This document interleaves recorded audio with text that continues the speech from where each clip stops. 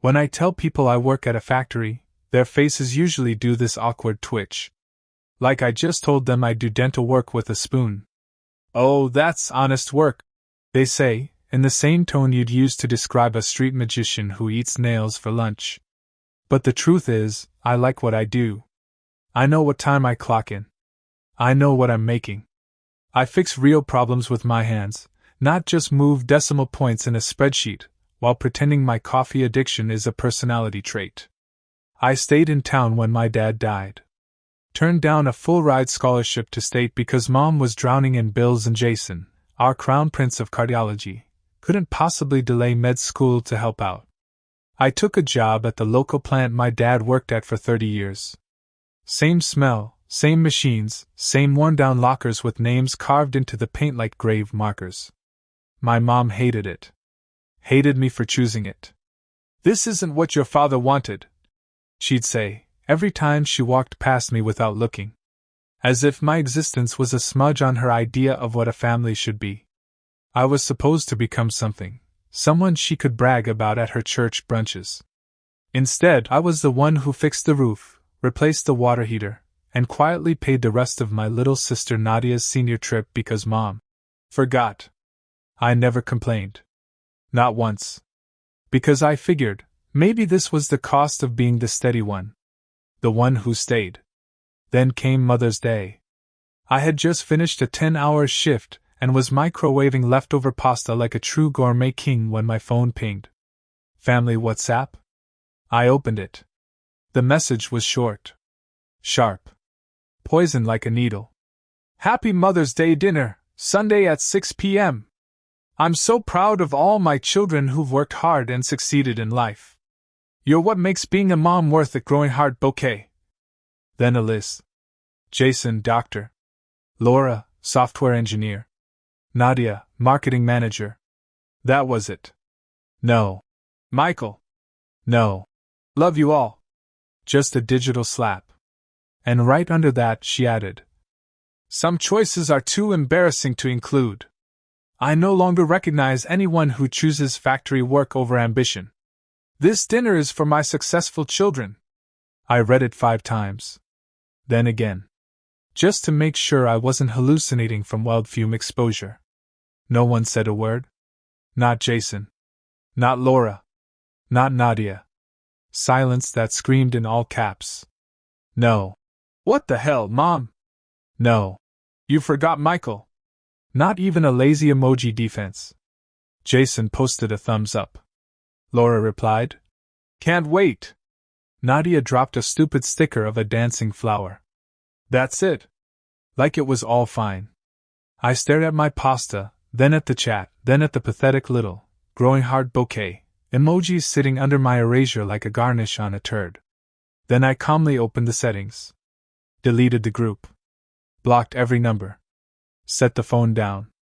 And finally ate my pasta. Not because I was okay. Because I was done expecting to be. And when people ask now why I stopped talking to my family, I just say, Mother's Day. They think I'm joking. I'm not. I didn't rage. Didn't scream. Didn't text back some performative, "Wow, thanks, Mom." I just stopped. Stopped expecting anything. Stopped checking the chat. Stopped hoping someone would speak up for me. You know what's worse than being insulted? Being erased. The day after the Mother's Day message, I woke up like usual at 5:45 a.m., threw on my grease-stained uniform, and went to work. The line manager cracked a joke about my hair sticking up like a pinecone, and I fake laughed like everything was fine. I even held the door open for Dave from shipping, who's been mad at me since I called dibs on the last jelly donut 2 months ago. Everything looked the same. Except everything wasn't. I went home that night and deleted every photo on my phone that had a trace of them. Family vacations. Graduation. Birthdays. Even that blurry picture where Jason tripped on the porch and took out a potted plant. Gone. Then came social media. I nuked it. Facebook? Dead. Instagram? Scrubbed. Group chats? Blocked. Snapchat? Who even uses that anymore? I even unfriended Aunt Carla, and she didn't do anything. But honestly, if you see someone being disowned like an expired carton of milk and don't say anything, you're part of it. Bye, Carla. The weirdest part was the silence. No text. No call. Not even a passive-aggressive Bible verse meme from Mom. I half expected Laura to send something condescending like, "We all process success differently," or Nadia to break the silence with one of her classic, "Mom didn't mean it like that," backpedals. But nope. Nothing. They were really going to let me disappear. And that's when it hit me. I didn't belong to them. I belonged to their narrative. And when I stopped fitting that, when I chose the factory over a corner office, I became the embarrassing footnote they didn't want to read out loud. So I started unlearning the need to be chosen by people who couldn't even choose kindness. I went to work. Came home. Watched YouTube videos about power systems, electrical theory, mechanical design. I started taking night classes at the local tech college. Quietly. No announcements. No Facebook humble brags. Just me, some coffee, and a dream. Every Tuesday and Thursday, I'd clock out, change in the locker room, and head straight to campus in my steel toes and factory hoodie. Surrounded by kids 10 years younger who thought I was someone's uncle visiting the class. Didn't matter. Because slowly, something shifted. I started feeling proud of myself. Not in the, "Mom posted my med school letter on Facebook again" way. No. This was different. This was earned. While Jason was out there being Dr. Golden Boy, and Laura was busy posting filtered selfies from WeWork bathrooms, I was rebuilding from scratch, with a wrench in one hand and a textbook in the other. I didn't tell anyone. Not even my coworkers. Because this wasn't for show. This was for me. But there were hard nights too. Nights where I'd scroll through my contacts and hover over their names. Where I almost texted Nadia, "Did you mean it too?" Where I nearly called Mom and asked, "Did it feel good? Cutting me out like that?" But I didn't. I'd already been invisible once. I wasn't going to audition for it again. So instead, I started journaling. Scribbling things I'd never said out loud. Writing down what I wish someone, anyone, had told me growing up. Things like, "It's okay to take a different path. Love isn't conditional on your LinkedIn bio. You're not broken. They just wanted a different mold." I kept that notebook tucked inside the old cigar box my dad left me. The one that still smelled like motor oil and aftershave. The only piece of him they didn't throw out. That little box became sacred. A reminder that someone once saw value in who I was, not who I might become. And as weeks turned to months, something wild happened. I started laughing again. Real laughs. Loud ones. Usually at dumb stuff, like someone at work microwaving fish, or me dropping a wrench on my foot and pretending it didn't hurt because the intern was watching. I became more present. More focused. I could feel myself turning into someone solid. Not the kind of success my mom could post about, but the kind that stayed standing, even after being erased. I didn't make a grand comeback. No Instagram flexes. No "watch me rise" montages. Just early mornings, black coffee, steel-toed boots, and the quiet dignity of getting things done. I worked. Harder than I ever had. Learned every machine on the floor. Studied the systems, memorized the layouts, figured out why the ancient packaging robot glitched every third Tuesday like it had a union agreement with chaos. Management noticed. One day, my supervisor pulled me aside and said, "Hey, Mike. You ever thought about taking over a line?" I blinked. I'd been there for almost 5 years and never once heard those words. I shrugged. "Sure. What's the catch?" He laughed. "No catch. You've already been doing the work. Might as well pay you for it." 2 months later, I was off the floor and in a small glass office that overlooked the plant. The AC worked half the time. The chair squeaked. The desk had carvings from the early 2000s that said things like "Fred rules" and "Life sucks." But it was mine. I stopped going to night classes because I'd finished the program. Got certified. Management and systems operations.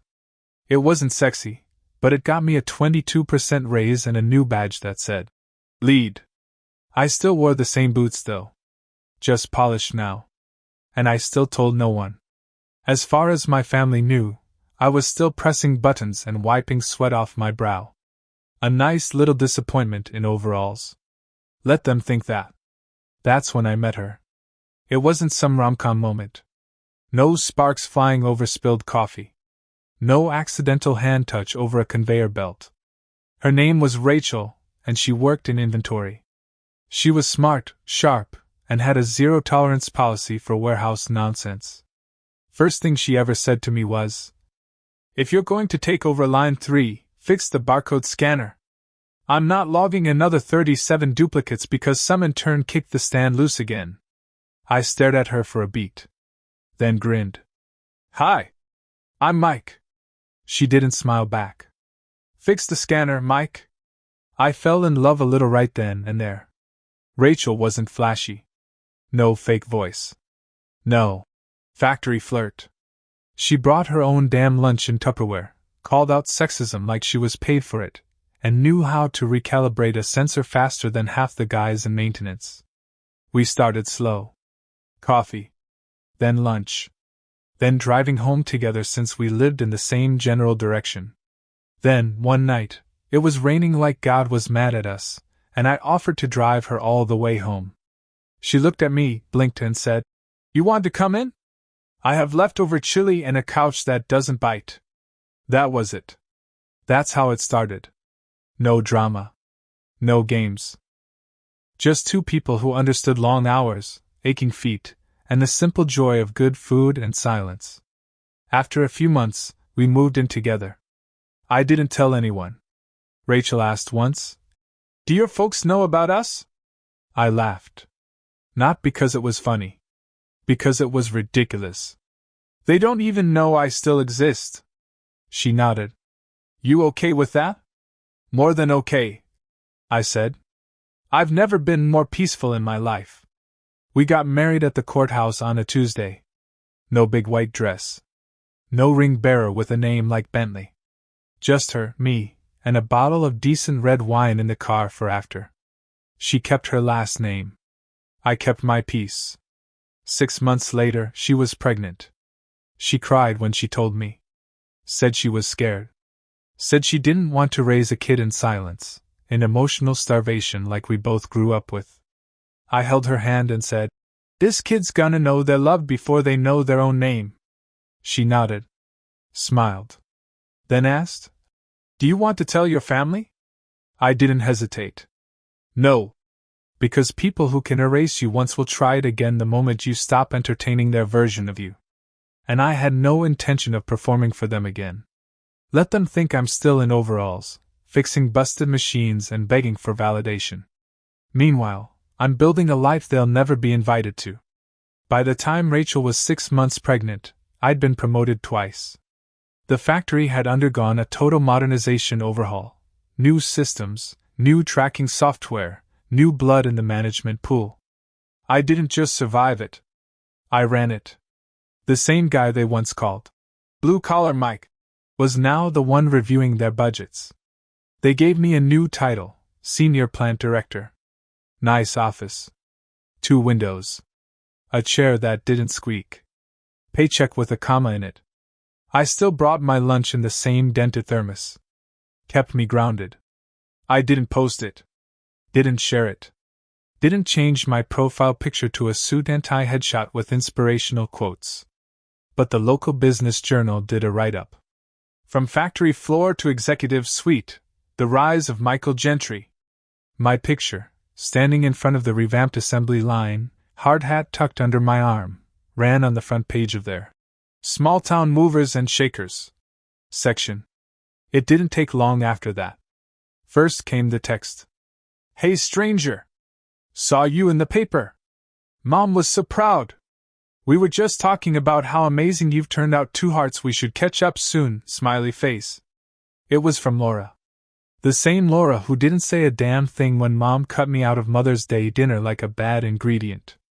I didn't reply. 3 hours later, I got a call. Mom.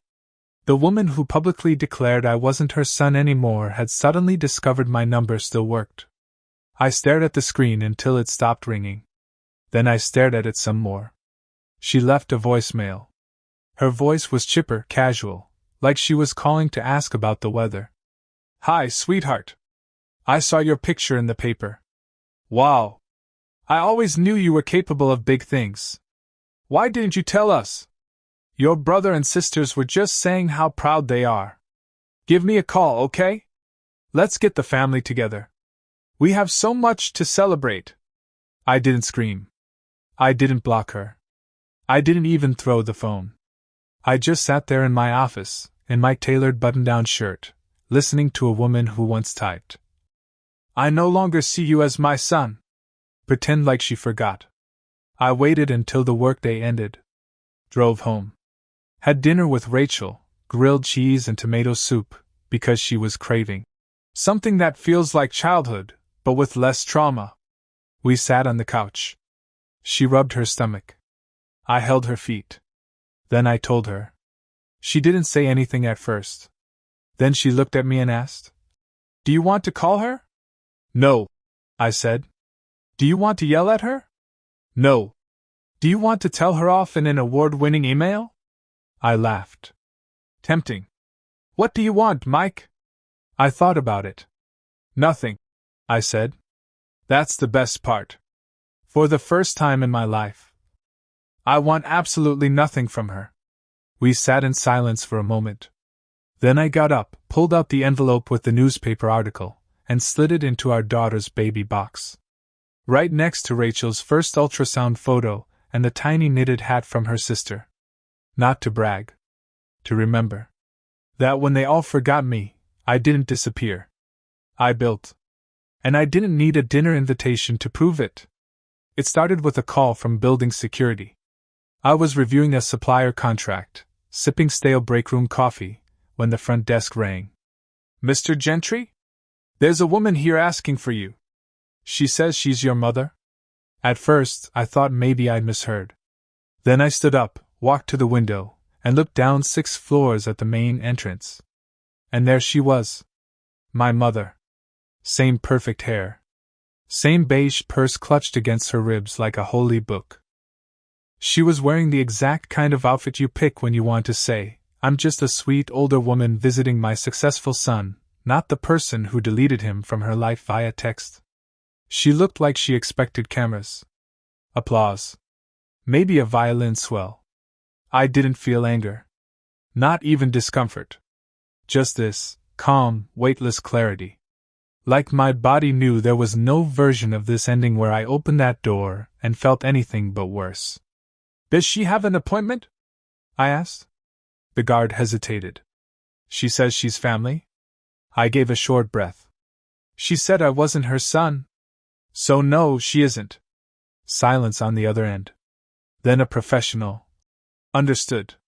Would you like us to remove her? Yes. Politely but firmly. And make a note, if she returns, she's not to be allowed inside. I hung up. Watched from the window as the security guard approached. He didn't touch her. Just pointed toward the parking lot, speaking slowly. My mother's posture didn't change.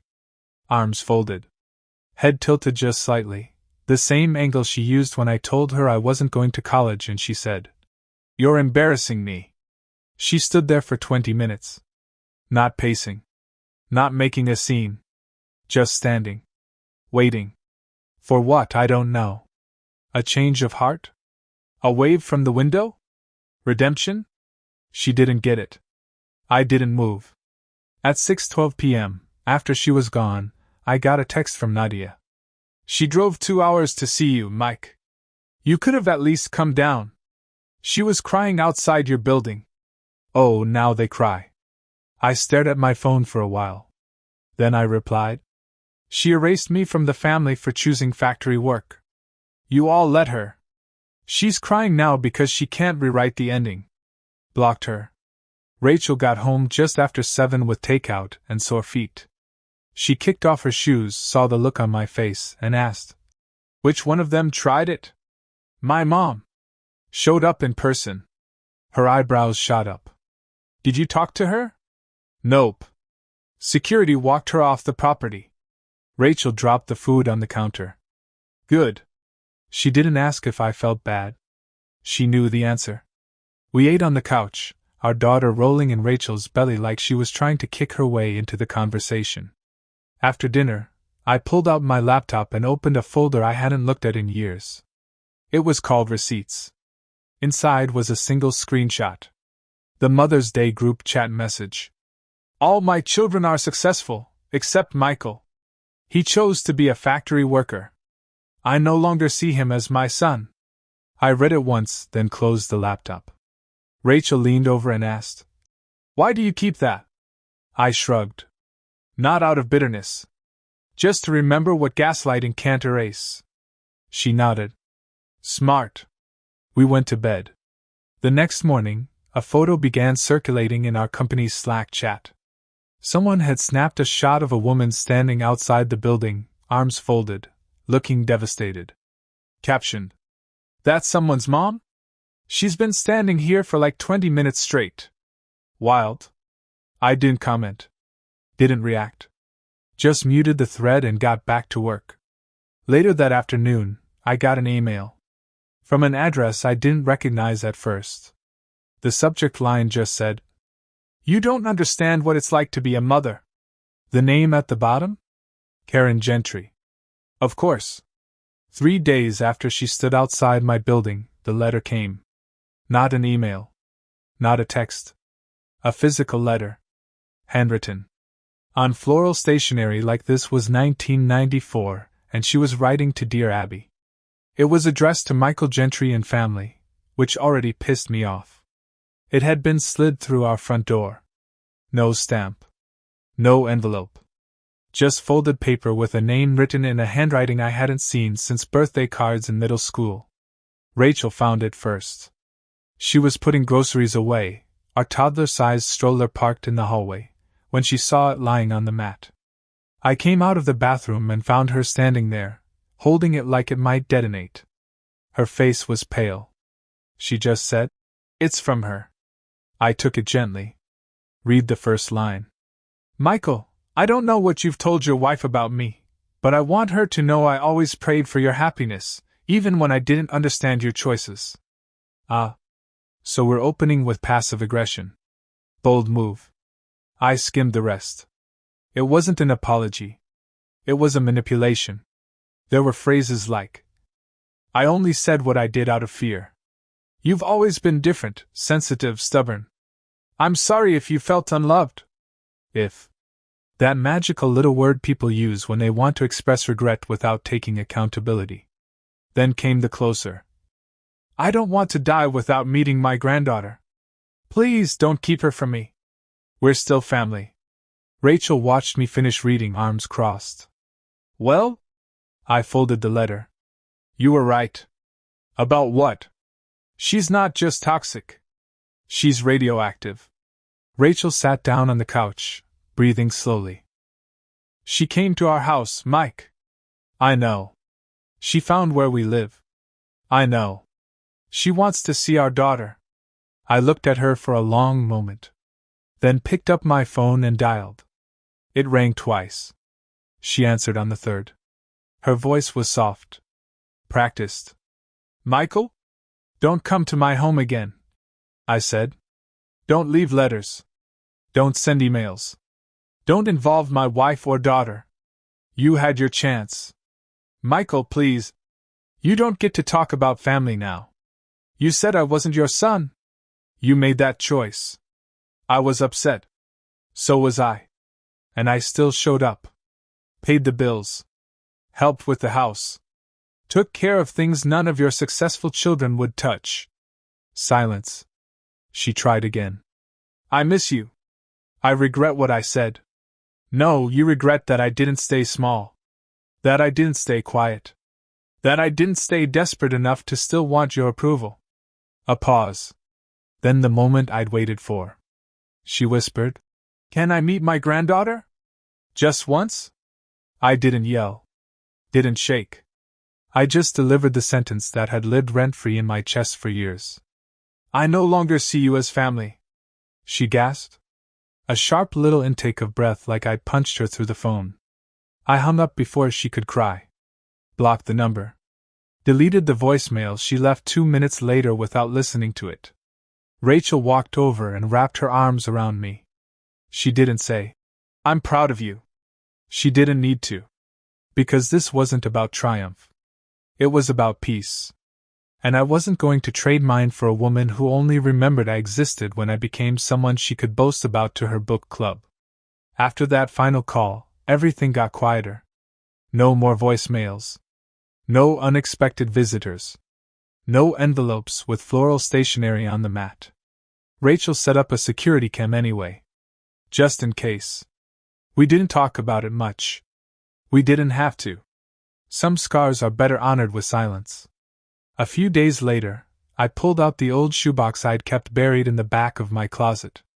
It was filled with everything I hadn't had the nerve to throw away. Printouts of old texts. A photo of my siblings and me when we were kids, all teeth and sunburns. One last screenshot, that group chat message from Mother's Day. All my children are successful, except Michael. He chose to be a factory worker. I no longer see him as my son.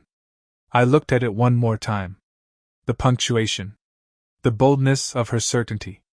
Then I printed it. Just one copy. I slid it into a folder labeled Proof I Didn't Imagine It. And then I locked the folder in a drawer.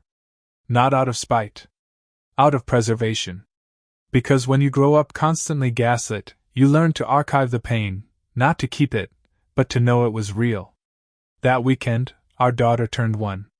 She didn't know what a birthday was. Just that there were balloons. And frosting. And people who clapped when she smacked her cake like a tiny MMA fighter.